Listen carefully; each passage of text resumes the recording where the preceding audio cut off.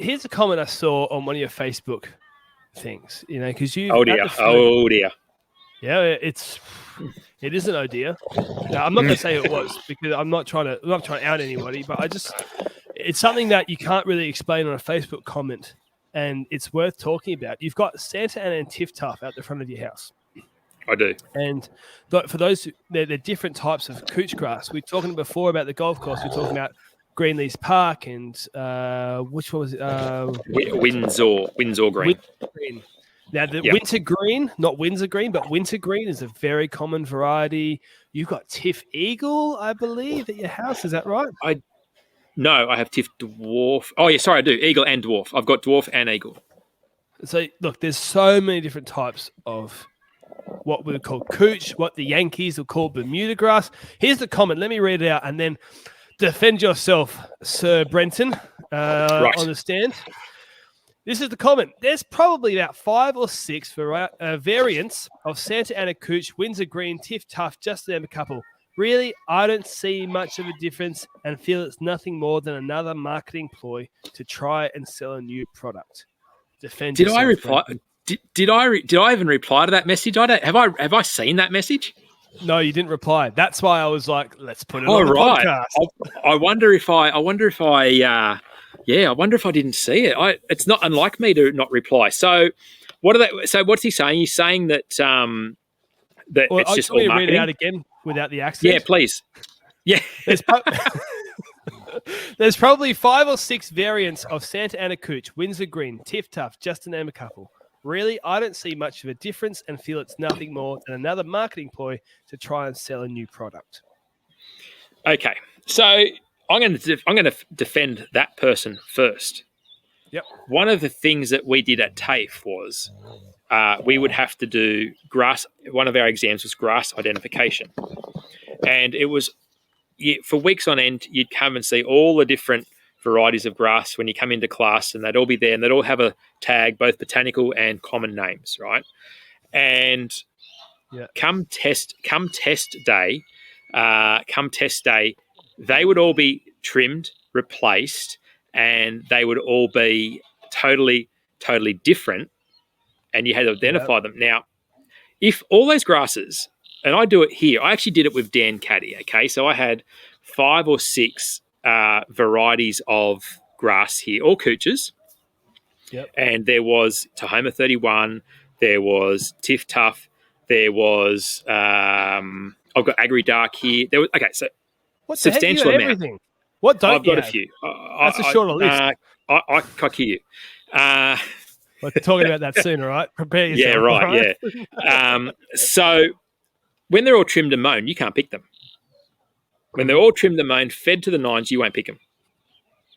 Yeah. The difference comes when they're not fed to the nines, when they're not, perfectly watered, and all these things. So there's a lot of research that goes into breeding grass. There's a lot of research that goes into breeding grass that simply focuses on, color retention in winter, for example, or moist or drought tolerance, or fertilizer requirements. And that's what all these new varieties coming out are all about. It's not about when they're all performing at their peak, because I can guarantee you, when I showed them to Dan Caddy from the Green and Gold Life, he couldn't pick them, and I wouldn't be able to pick them. You know what I mean? I know what to look for, but I couldn't pick them. If someone else said, "There's 5 couch grasses here," you name them. Who could do that? Nobody could do that. So did that answer the question? Did I answer the question or dodge the question? Do you think? I think you did good. That was a good political response. Julia Gillard, Kevin Rudd, they'd all be proud. No, John Howard, he's really no.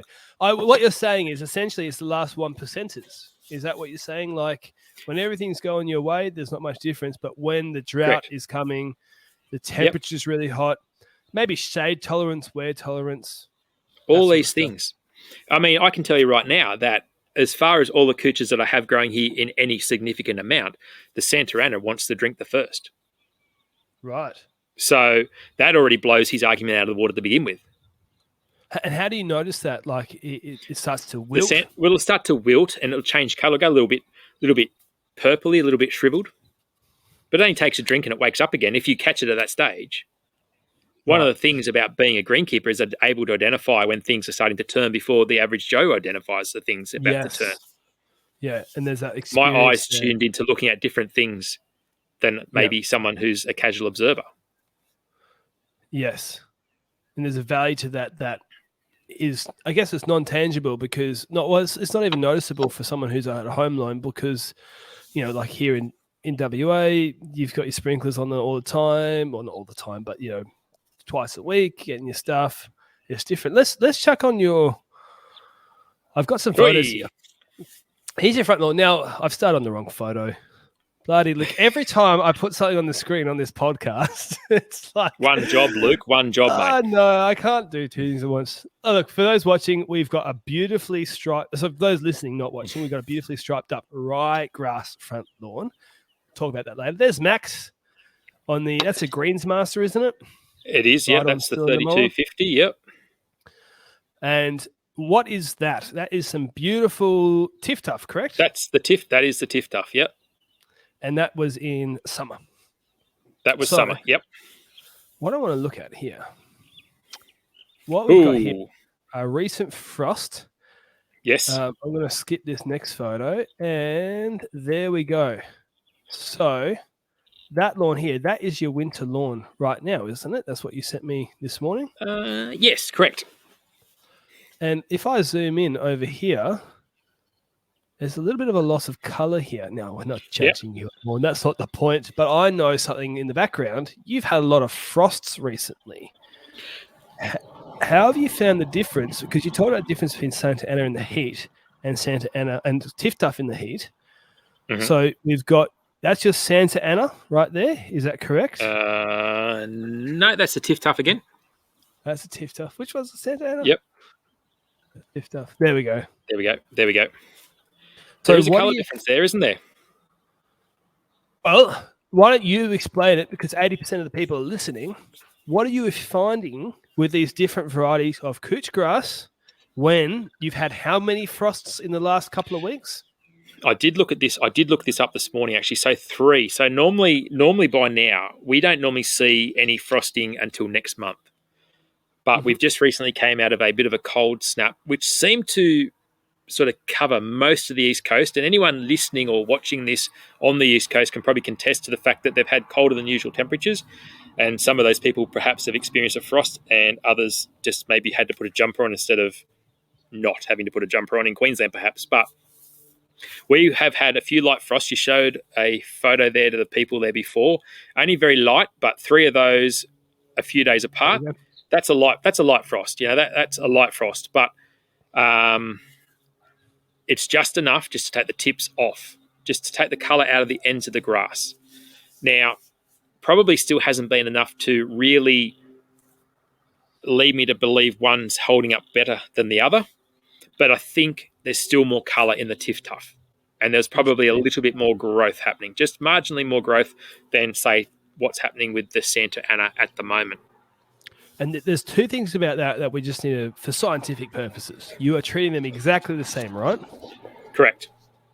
And they have a very similar soil profile, if not exactly the same soil profile. Well, actually, no. So that is not. Yep. So that is not true Luke, to say. Finding things out. No, you found things out, and it was certainly no secret. So the Santa Ana, truth be told, should be doing better. If you want to have this discussion, on that side where the Santa Ana went in, that would be probably what I would call, or what people on the East Coast in the industry would call, probably a 70-30 sand profile. So basically, for those listening, hang on a second, the dog is just being a pest. So 70% of that is sand, river sand, and the other 30% is clay silt material. Yeah. Okay, so it still gives you the good drainage, but it gives you a little bit more nutrient holding ability. When it came time to do the Tiftuf, which was the larger section there, which still seems to be holding slightly more colour, so we're looking at that one now. We had all I don't know, did you guys get the floods? Like, we had a heap of floods on the East Coast here. Turf farms went under, Sydney went under. We're going back about just over 12 months ago. No, I remember those massive floods. We've had the opposite. We had 1.6 mil of rain between mid-November and basically mid-March. So Yeah, we right. would have Wow. liked some of your rain. If we could have just scheduled it so that your winter rain from last year became our summer rain, or some of it came to us, and we shared it around, the world would have been a better place. But you over east with some massive floods, right? Yeah, so all the sand that I wanted to use ended up down the river. All I Right. could get my hands on was what I like to call arena sand, which is coarse river sand.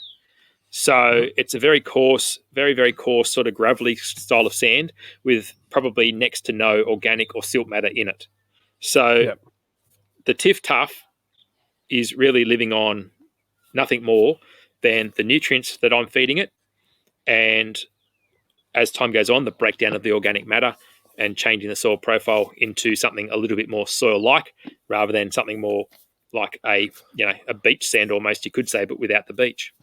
Well, what I was going to say as well is your Tiftuf is much more recent than your Santa Ana. That's right. So That's right. you often find as the lawn replaces its roots, it does actually get, a better of a soil profile, a more established lawn. I mean, how long has that Tiftuf been down? It's because it's not brand new. It's how old is it? What is it now? So I think it's over 12 months, but less than 2 years. Okay, so It went there's in, plenty of time for the end of last summer. The end of last summer. Okay. So look, it just shows that you would say that the conditions are slightly against the Tiftuf in terms of the sand not being as good and it being younger, and you're finding slightly better results. A bit too early to tell with the frost, and better results with the drought tolerance. Definitely better drought tolerance. Too soon to tell with frost because until we get regular, and for us, we might get a dozen frosts, a winter. But at this stage, too early to really, really say. But also, maybe the sand is a better deal for Tiftuf. Maybe That's because less is more. Do you know where people go wrong with Tiftuf? They show it too much love. You got to treat it mean to keep it keen. Half rates of everything when it comes to fertilizer. That's, I think, where most people are going wrong. I know I've got a mate of mine at work. It's actually a husband and wife couple at work. And they're right into their lawn and their garden. And they were going to go Sergrange, but decided they'd go Tiftuf. And I've tried to steer them in another direction, but they're all about urea. Oh. So every time it rains, they're out there with urea because it gives them an amazing result.